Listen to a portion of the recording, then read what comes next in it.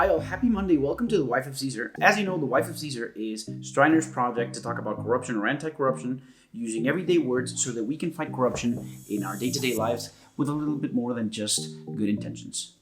In all of our episodes, we talk about a piece of news, a case, and a typology, and today's news has to deal with the Prime Minister of Israel, Mr. Benjamin Netanyahu.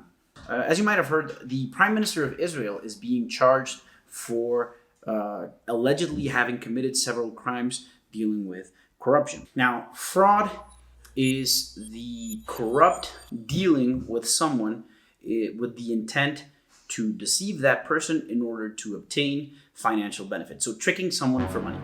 And embezzlement is misappropriation of public funds. So essentially a politician that steals. Okay, now in this case, he's being accused of accepting rosé champagne and cigars, fancy cigars, from a friend of his who is an entrepreneur, and allegedly having received those gifts or accepted those gifts in exchange for favorable treatment in favor of that friend. The friend is separately being charged for bribery, and both of them deny these accusations. Now, case number 2000 has to deal with, again, fraud and embezzlement, so deceiving for money and stealing from public funds. And in this situation, Mr. Netanyahu is being charged for allegedly manipulating the regulation around concerning media and publications in order to favor or benefit a newspaper, or rather to hinder the ability of a competing newspaper, all of this in exchange for favorable press. And case 4000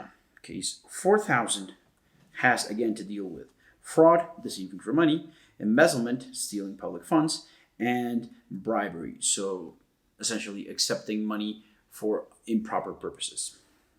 Now, this is actually the most severe of accusations, and herein Mr. Netanyahu is being charged with manipulating regulations concerning telecom or the telecom industry to make it very difficult for one company to continue operations, which would in turn benefit a different company. And in exchange for that, allegedly, this company, the benefited company, is providing favorable coverage, media coverage for Mr. Netanyahu in one of their websites. Now, this comes, let's give it a little bit of context. This comes in a year that is very complex for Israel because they have been unable to form a government, and even though they have had in 2019 two separate elections. Now, this might mean that they will need to have, or they may need to have, a third election, which is unheard of in the modern world, and which places the government and Mr. Netanyahu himself in a very delicate position. Of course, if these are only investigations, so we cannot say that he committed these crimes, but that he is being charged with these crimes, which he vehemently denies. Now, if these investigations come to fruition, they will still have to be turned into trials and prosecutions, and these prosecutions will have to undergo the entire judicial process, including appeals, constitutional review, and all that good stuff. So essentially, these cases or these legal processes can drag on for years, and he would in fact remain in power during that entire process. So the idea behind these charges is not to remove him from office directly, but very likely to influence either the people who might vote for him or the powers that be. Essentially the equivalent of the Supreme Court or the judicial power of Israel, which the opposition of Mr. Netanyahu might call on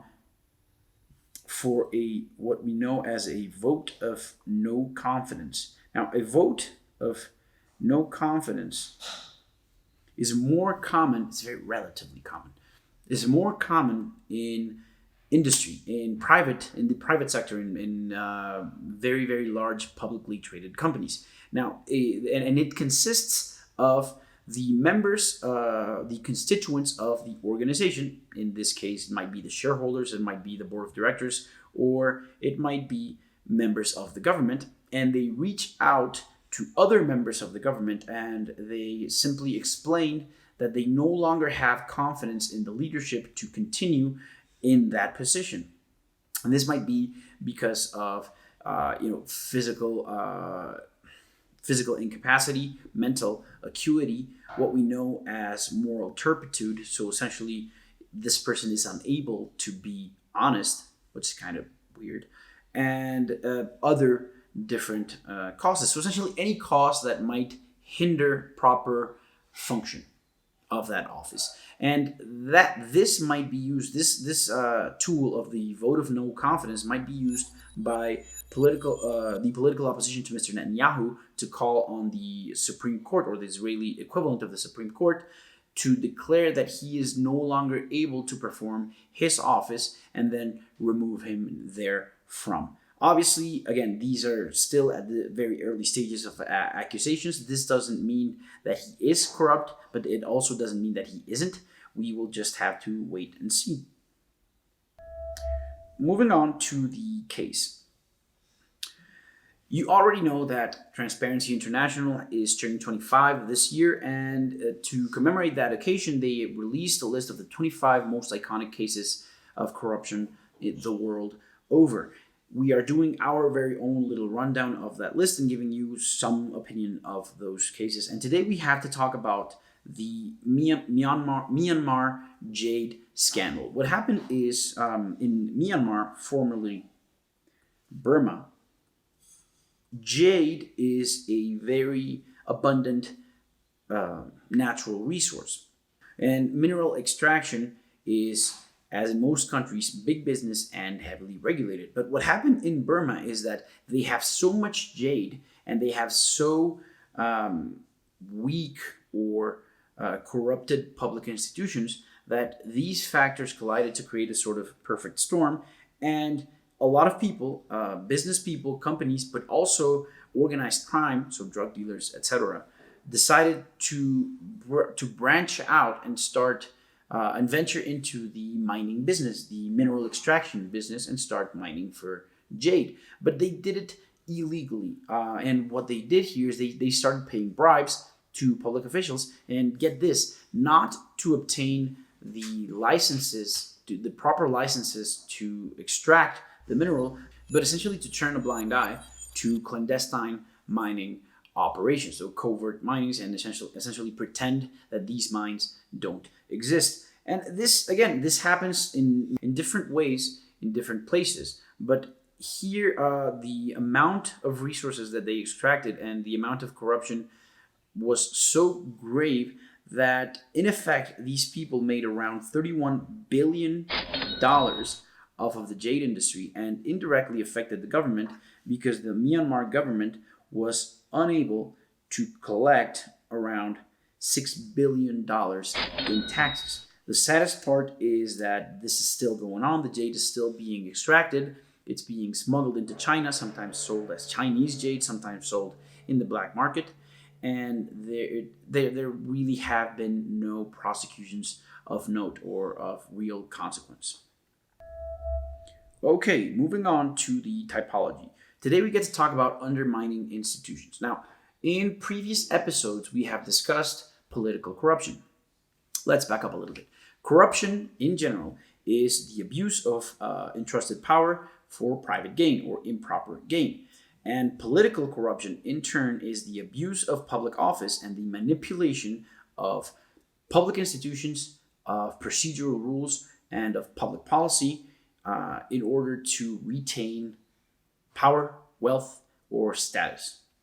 Now, a lot of the times, people in power come across uncomfortable institutions, uncomfortable to their illicit or corrupt or evil purposes, right?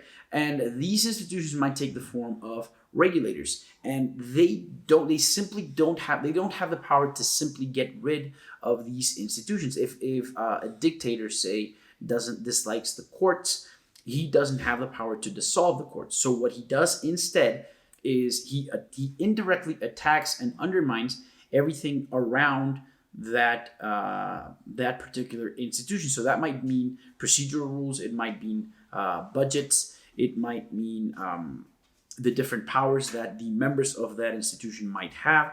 All of that in order to represent such a large obstacle as to hinder the effective operation of that institution, to eventually render it useless. Now, one of the ways in which this could happen is, let's say that a regulator that is in charge of public transparency is making a dictator or a powerful politician uncomfortable. Well, what that powerful politician might do is promote regulation that doesn't allow that institution to work, to function properly, or that they might reduce the salaries of the members of that institution, in effect rendering that institution and that organization useless. So the rules might formally still be in place, but the way in which they can interact and use those rules have simply been so undermined or so eroded, so severely eroded, that they in effect become useless institutions. Now, this might take, again, different shapes, and it seems that it might be taking shape here in Mexico by the president, by our own president, who is, allegedly or conceivably undermining electoral institutions. We will have to wait and see how that develops. But if it develops in this particular way, it will definitely mean a case of political corruption. Okay, so that's it for today. So thank you for joining us. As usual, I will leave you with this. Every case of corruption should be denounced. Please raise your voice, please blow the whistle, but do so safely. If you're not sure whether or not what you're looking at is corruption, or you're not entirely certain that your safety is guaranteed, refrain from acting, don't do anything, reach out to someone who might be able to help you. Please feel free to reach out to us at info@streiner.mx, or log on to streiner.mx to find detailed instructions on how to blow the whistle through the dark web anonymously and safely. But above all, please stay safe. Again, this has been The Wife of Caesar, and my name is Michel Levien, or Michel Levien, either's fine. And have a happy Monday.